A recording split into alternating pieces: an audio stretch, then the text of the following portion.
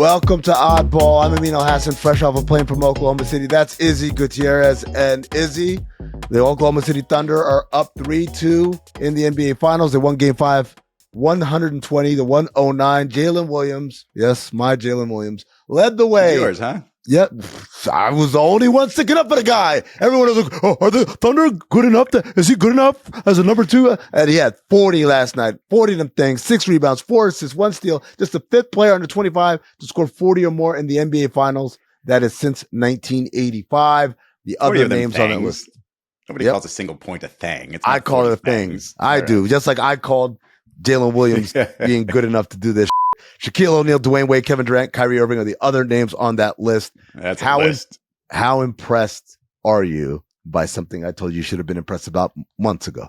Do you want to sit back and just receive the praise? Or are you good? All right. Yes. Look, certain things about Jaylen Williams that have sort of been coming through, I think, throughout the playoffs. He's obviously a two-way player. Obviously, is the guy that they go to that's not Shai Gilgeous-Alexander. And it just felt like yesterday they were intent on going to Jaylen a little bit more. And early on, maybe not the first quarter, but by the second quarter, he was definitely cooking. And it just seemed like one of those situations where they looked at themselves and they said, hey, either one of these guys can cook this whole defense. And with Jaylen, I think the tough part about his game to me is his finishing. Like he's an excellent finisher and it's, right hand, left hand. And so when you are driving, and he's obviously learned from Shai being able to get that little push off, and just as soon as he's shoulder past you, he's straight to the rim. That little combination of a little bit of a bump and the finish with both hands, it's a lot harder than it looks. And there's not a lot of guys in the league that can do that. And then you throw on top of the fact, fast break, he's going to be able to get you some buckets, cutting very well-timed baskets, and he's obviously athletic and finish over people. He is, I'm not going to say he's Scottie Pippen, okay? But he is an excellent number 2 for a championship level team. Is that enough or do you want more? I'll add on a couple of other things. You mentioned his finishing with either hand. He goes off the wrong foot. He does the Steve Nash wrong foot, left foot, left hand layup, right foot, right hand layup, which is I don't know him. He seems to be a student of the game. He is absolutely a student of the game. And the other thing I want to point out is a lot of people were very enamored by the end of Game 4 and Shai Gilgeous-Alexander's heroics there.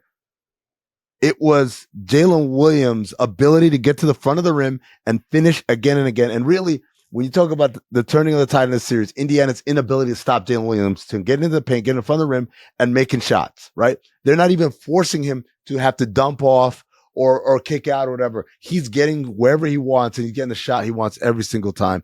The aforementioned SGA, 31 points, 10 assists, 4 10 blocks. 10 assists after the 0 assist game. Yep. So he's averaging 5 assists in the last 2 games.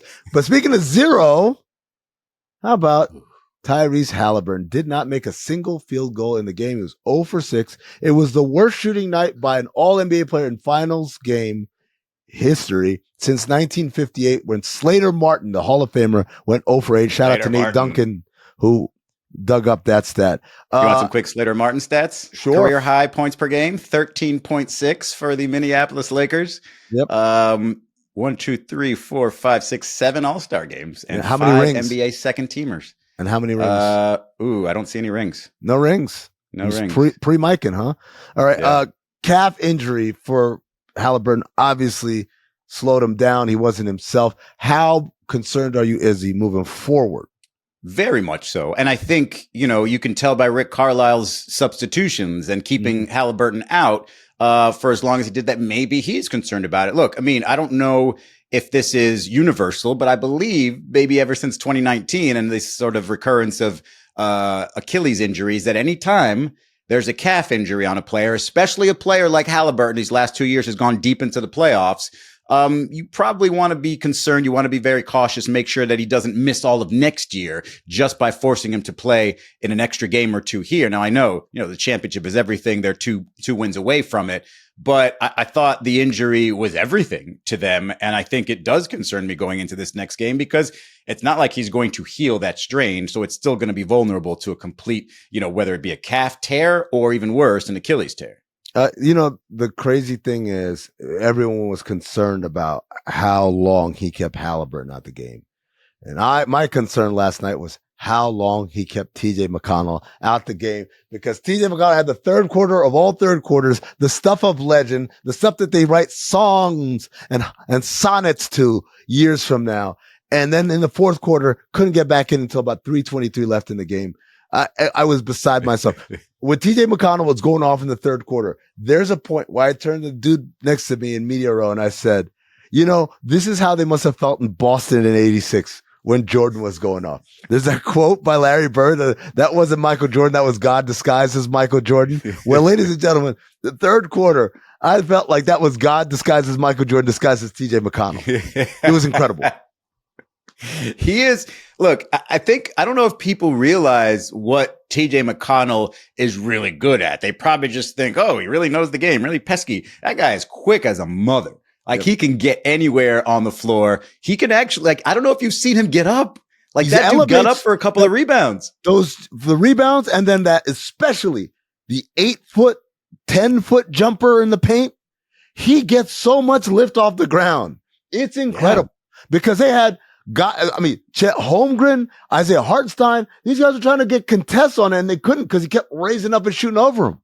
I mentioned Jaylen Williams, student of the game, like TJ McConnell, very high IQ. It's a basketball family. His sister plays in the WNBA. So can he do a good enough Tyrese Haliburton impression in game 6 if Haliburton is still injured? No, he's not going to do the same things. He can give you a hell of a TJ McConnell game, but the thing with him is it's very much a change of pace type of situation. So the other team might not be expecting it necessarily. You play him 35 minutes, all of a sudden, maybe he can't give you all those other things.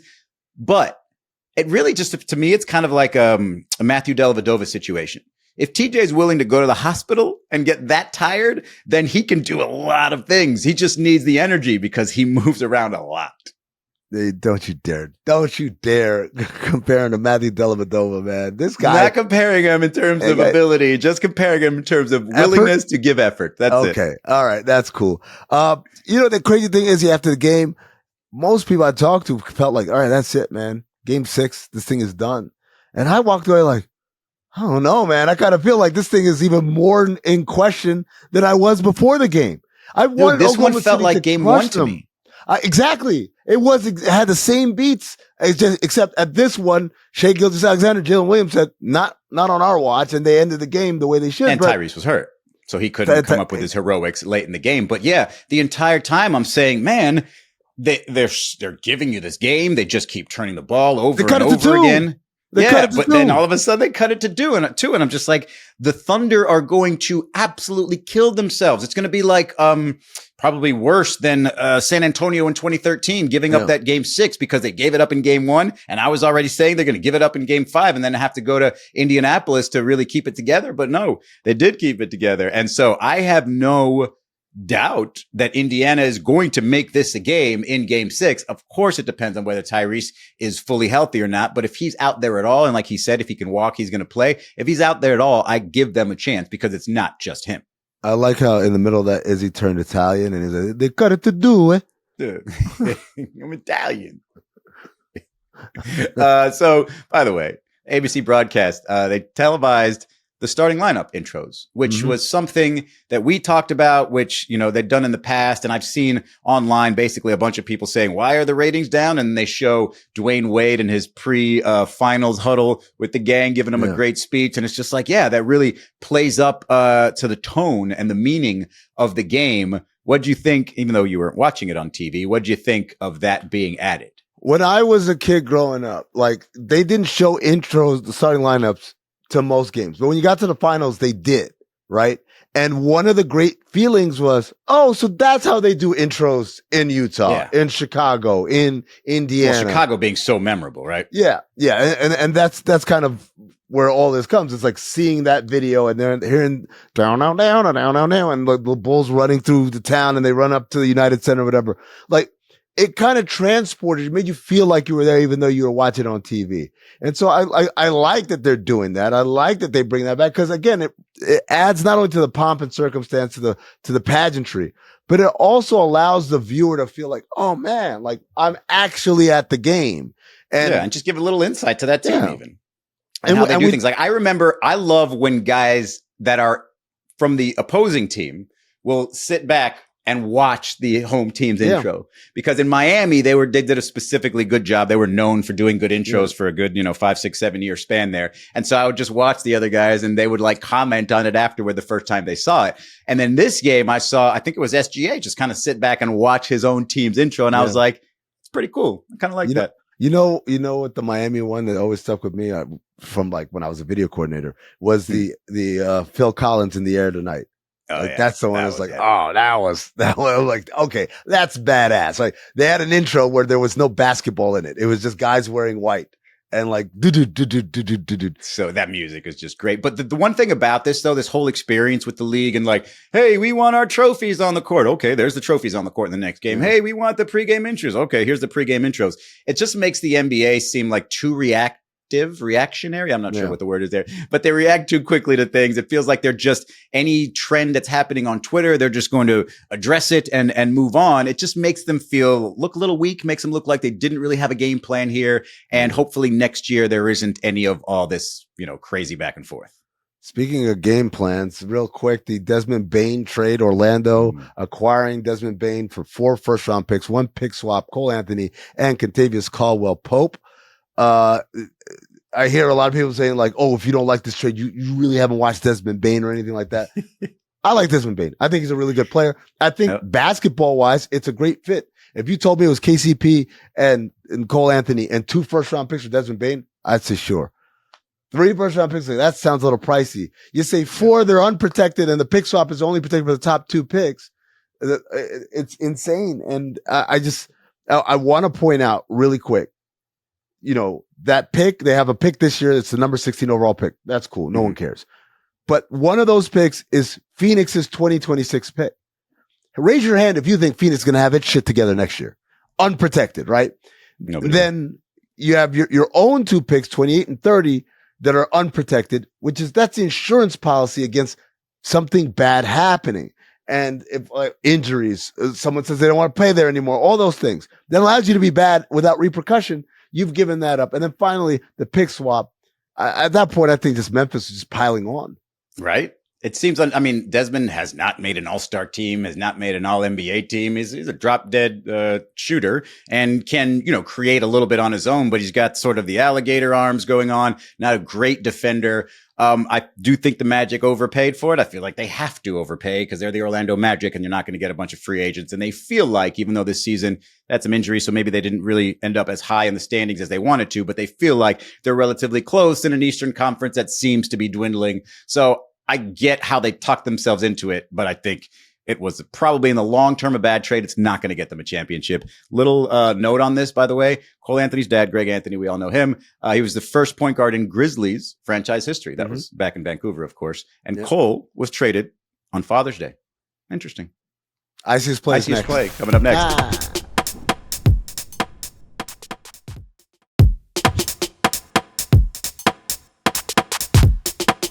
It's time for the Iciest play of the week. It's brought to you by Jägermeister.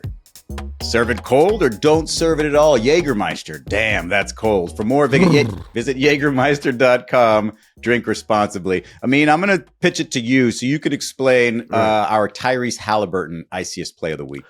Okay, so there was a play in the 4th quarter of Thunder versus Pacers game 5, right? The Thunder have relinquished possession of the ball. Pacers are coming up the court, and Obi Toppin collides into Chet Holmgren, sending him sprawling. But obviously, because Obi Toppin's not built like a straw man, he's upright, right? He runs up court. Haliburton takes a look over his left shoulder and sees Holmgren sprawled out on the floor, and immediately knows what he's going to do. So he brings the ball up the court. And then as Nesmith is filling on the right lane, he starts to dribble towards Nesmith as if I'm going to throw it this way, thus drawing Alex Caruso from out the paint, out to the 3-point line to stop Nesmith. And as Haliburton is looking at Nesmith, who's on his right, he casually throws a pass to his left directly to the rim, where Obi Toppin catches it around his chest and then brings it up and finishes the alley-oop dunk. I thought it was an excellent example of how Tyrese Haliburton controls the game with his mind. I know he didn't have a good game. I know everyone, what about the open? Guys, we're just talking about the iciest play, not the iciest game. This is the iciest play, and that was a great one by Tyrese Haliburton. I was watching the game yesterday, and I was thinking to myself, what if somebody asked me this question, what would be my answer? The question being, what is Tyrese Haliburton great at? And that's exactly what I was thinking, was finding a way to answer that with a version of basketball IQ, but really not only finding the open man, but getting the ball to the open man on time and quickly. And making sure that the open man stays open, right? That's the part of that. Yes, he got the assist. He saw the open man. He passed the open man. But he bought Obi Toppin more time by just pretending like, ooh, Aaron Nesmith, I like him, right? And Aaron Nesmith, for his part, and the kids at home, this is why you run hard, right? You run hard in your lanes. You cut hard because your activity makes the defense react. If Nesmith was jogging up court, that play doesn't happen. Right. Nesmith running hard to fill that right lane made the Oklahoma City defense react. And obviously, Haliburton exaggerated their reaction by pretending that's where I want to go. And all the while he knew his target was an alley-oop. Point guards are the greatest actors in basketball, right? They got you fooled with not only flopping, but they got you fooled with no looks and hee-hees and all that stuff. Yeah. Hee-hee! You got hee-hee! My bad. That's it for Oddball. You turned into Michael Jackson.